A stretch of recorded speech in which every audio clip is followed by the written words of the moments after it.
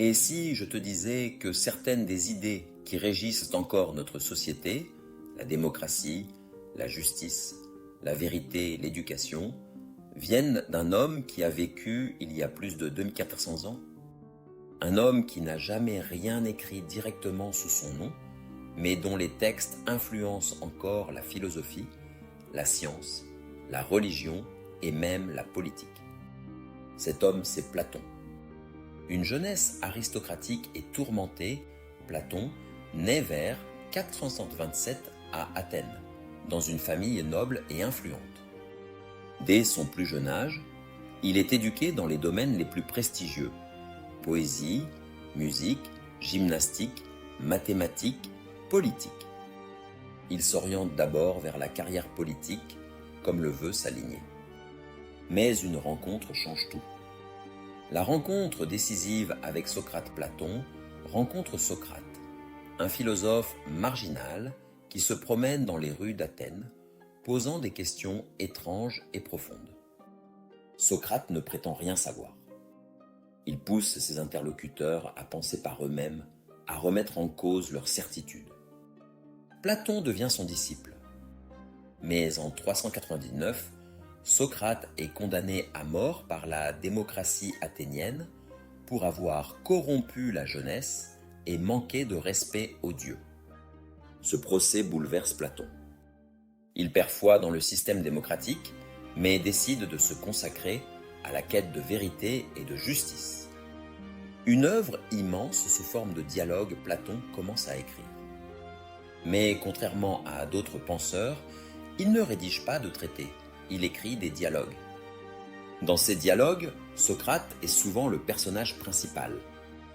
Il discute avec d'autres, confronte les idées, cherche la vérité. Ses textes abordent des sujets comme l'amour, la justice, le pouvoir, la connaissance, l'immortalité de l'âme. C'est une façon vivante de philosopher. Et c'est ce qui rend ses œuvres toujours lisibles aujourd'hui. Le monde sensible et le monde des idées Platon proposent une vision du monde très particulière. Pour lui, il existe deux réalités. Le monde sensible, celui que nous percevons avec nos sens. Il est changeant, imparfait, trompeur.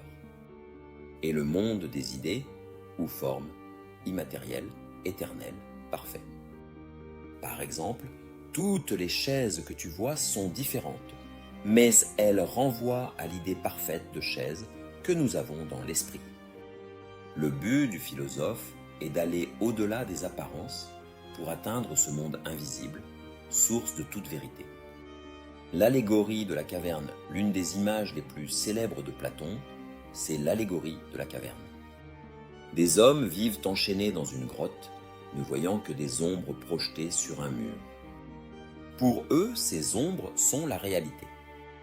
Un jour, l'un d'eux se libère, sort de la grotte et découvre le monde réel, illuminé par le soleil.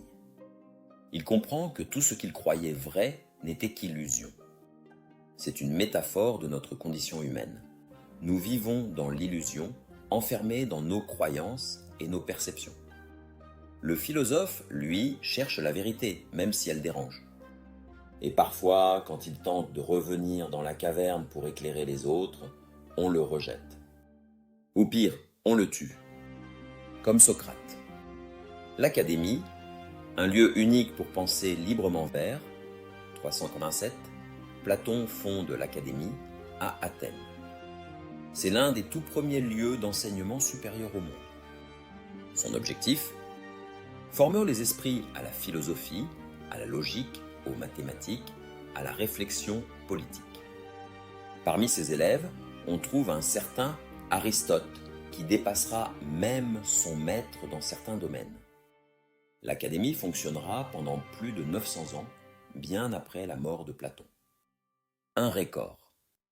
La République, un modèle politique radical dans son ouvrage majeur, La République, Platon imagine une cité idéale. Pour lui, la démocratie, telle qu'elle existe à Athènes, est dangereuse. Elle donne le pouvoir à ceux qui savent parler, pas à ceux qui savent penser. Il propose une autre idée, un gouvernement dirigé par des philosophes rois. Des dirigeants formés à la sagesse, à la vérité, au bien. Ce système peut sembler élitiste, voire utopique.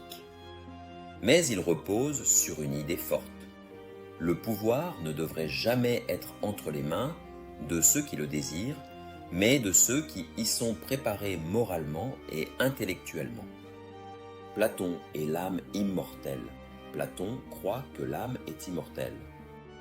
Avant notre naissance, elle vivait dans le monde des idées. En s'incarnant, elle oublie tout. Mais elle peut se souvenir de ce qu'elle a connu à travers la philosophie. C'est ce qu'il appelle la réminiscence. Apprendre, ce n'est pas découvrir, c'est se souvenir. Son héritage aujourd'hui, l'influence de Platon est immense. En philosophie, il est à l'origine de la métaphysique occidentale. En politique, ses critiques de la démocratie sont toujours débattues. En éducation, son académie a inspiré les universités modernes. En religion, ses idées sur l'âme, le bien, l'au-delà ont influencé le christianisme. Même les scientifiques parlent parfois de réalité platonicienne, pour désigner l'idée que les lois de la nature existent indépendamment de nous. En résumé, Platon, c'est bien plus qu'un nom dans un vieux livre.